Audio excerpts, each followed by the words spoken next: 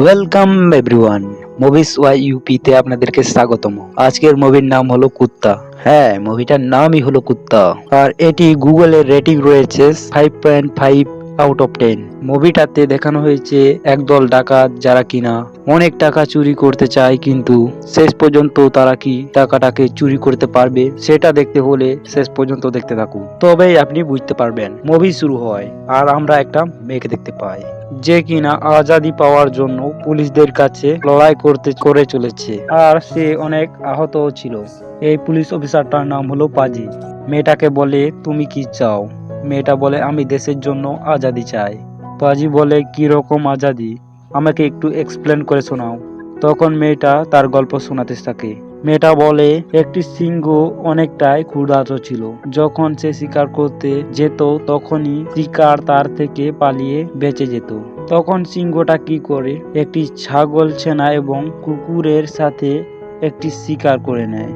আর ওই শিকারটাকে ছাগলকে বলে যে তুমি এই শিকারটাকে 3 ভাগে ভাগ করো। ছাগল তখন ঝটবট ওই শিকারটাকে 3 ভাগে ভাগ করে দেয়, কিন্তু সিংহ রেগে যায় আর ওই ছাগল ছানাটাকে হত্যা করে ফেলে। তখন সিংহটা করে কি, কুকুরটাকে বলে, যাও এবার তুমি আমাদের 2 ভাগে ভাগ করো। কুকুরটা সব মাংস সিংহকে দিয়ে দেয় আর কুকুরটা নিজের ছাগলের হাড়গোড় চুষতে থাকে। এই কাহিনী থেকে পুরো বোঝা যায় যে কুকুর হলো ওই কাজী, মানে ওই পুলিশ অফিসার, আর ছাগল হলো ওই মেয়েটা যার উপরে তারা অনেক অত্যাচার করেছে, আর সিংহ হলো পাজির মালিক, হেড পুলিশ অফিসার।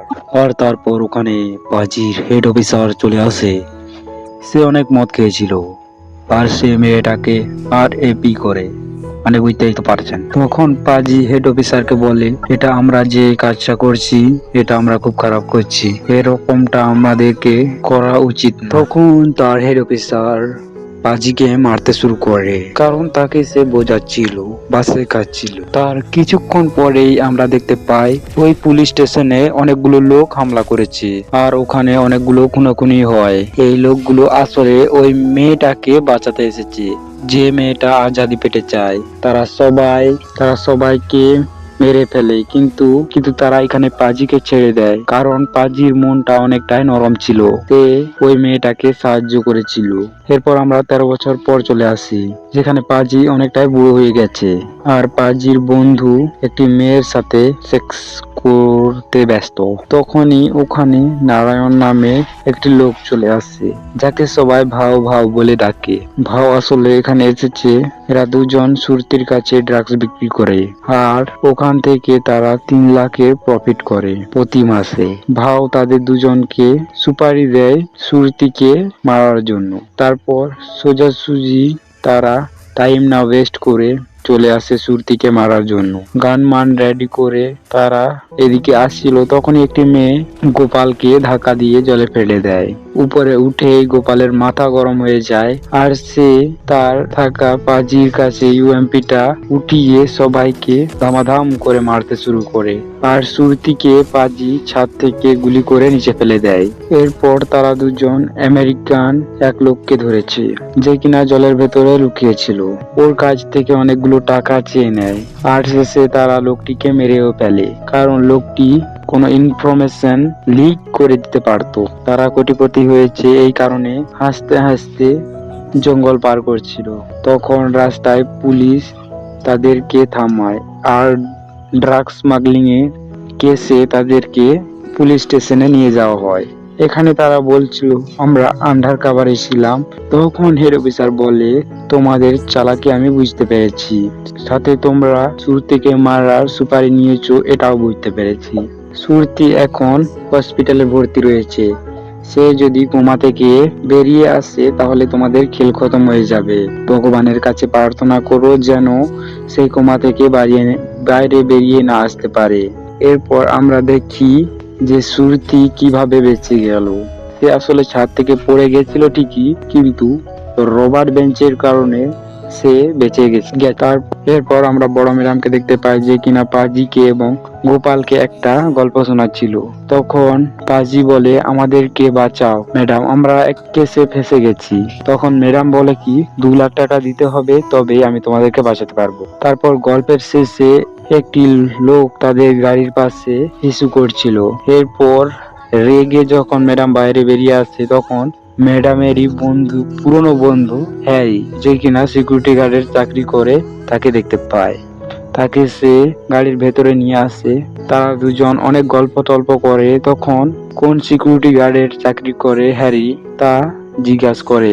তখন হ্যারি বলে, আমি এটিএম মেশিনের টাকা ডেলিভারি করে থাকি। ওই টাকাগুলো আমি এই ইন্ডিয়ার পুরো দেশে আমি টাকাগুলো ডেলিভারি করে থাকি। হ্যারি এবং তাদের বন্ধু তারা সবাই মিলে অনেক গল্প সল্প করে। এরপর হ্যারি বলে, আর আমরা যে টাকাগুলো ডেলিভারি করি ওগুলো কোনো লাখে নয়, ওগুলো পুরো কোটিতে যায়। তারপর ওখান থেকে পাজি এবং গোপাল পালিয়ে চলে আসে। পাজি গোপালকে জিজ্ঞাসা করে, আমি 1 কোটি টাকা কোথায় পাবো স্যার? গোপাল বলে, আমি কি গুগল তোমার সব প্রশ্নের উত্তর দিব? পাজি তখন বলে, আমি যদি ফেঁসে যাই তাহলে আপনিও আমার সাথে রয়েছেন, আমি আপনাকেও ডুবাবো। তখন গোপাল রেগে গিয়ে পাজিকে চড় মেরে দেয় আর বলে, আমি যদি একটা ইশারা করি তোর বিরুদ্ধে অনেক লোক দাঁড়াবে। তারপর পাজি কি করবে বুঝতে না পেরে ঘরের দিকে আসছিল। তখনই তার ছেলেকে দেখতে পায়, যে কিনা একটি ছেলের সাথে ফাইট করছিল। তার ছেলেকে ওখান থেকে নিয়ে আসে ঘরে।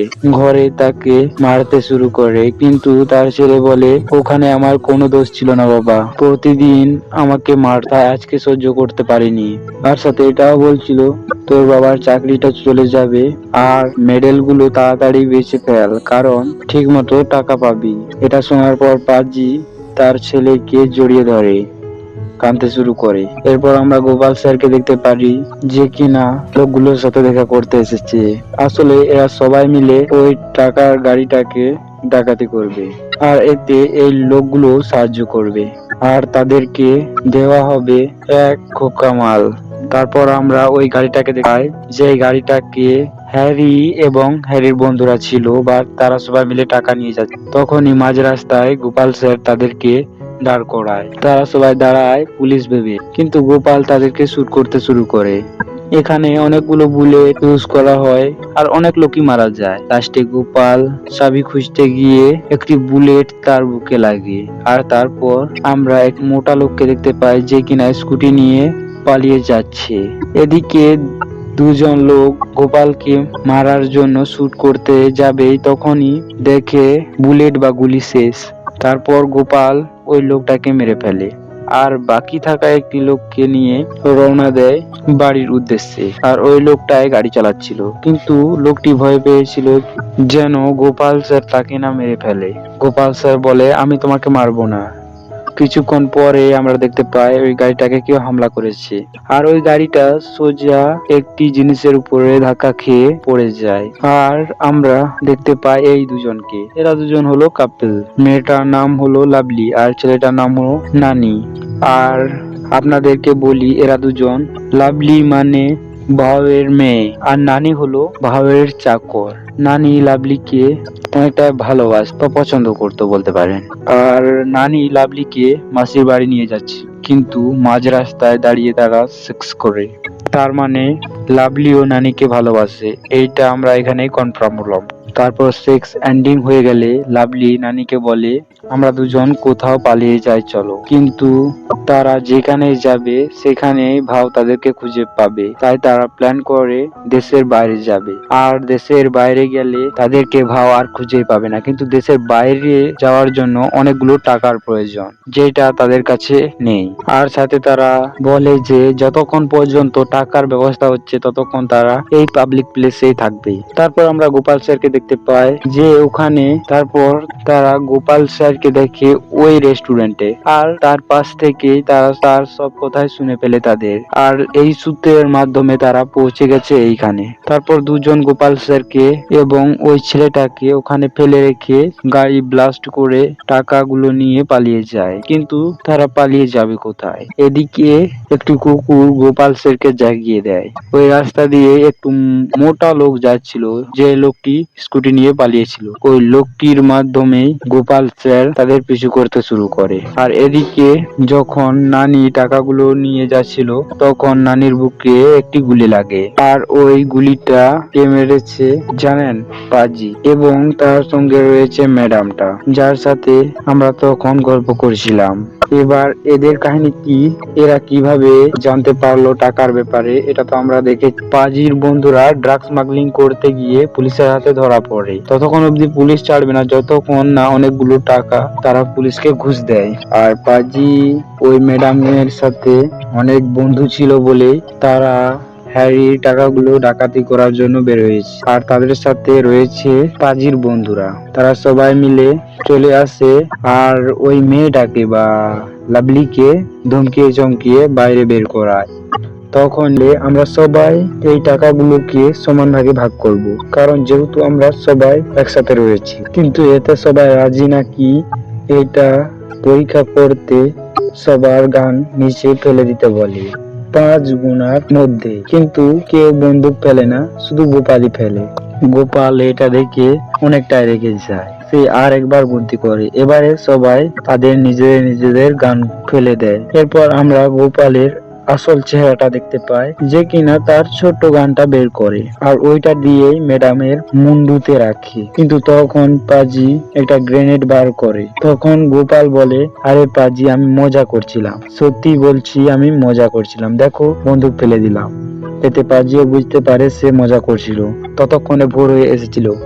আর আর ওই যে সবাই আজাদির জন্য লড়াই করছিল তারা সবাই ওখানে চলে আসে। কিন্তু তাদের পায়ের আওয়াজ পেয়ে তারা সবাই আগে ভাগে ওখান থেকে পালিয়ে ওই ভাঙা বাড়িতে লুকিয়ে রয়েছে। কিন্তু ওর সাইডে অনেকগুলো গাড়ি রয়েছিল বলে ওই লোকগুলো বুঝতে পারে যে ওখানে লোক লুকিয়ে রয়েছে। তারা সবাই অনেকগুলো বুলেট ফায়ার করে। লাস্টে মেয়েটা বলে, ভেতরে কেউ রয়েছে তো বাইরে চলে আসো। তখন পাজি এবং ম্যাডাম সারেন্ডার করে দেয়। কিন্তু গোপাল কেজিএফ এর মতো তার গান বের করে ধামাধাম শুট করতে শুরু করে। মোটামুটি সবাই মরে যায় আর গোপাল বাদে। এরপর গোপাল নিজেকে মহারাজা ভাবতে শুরু করে।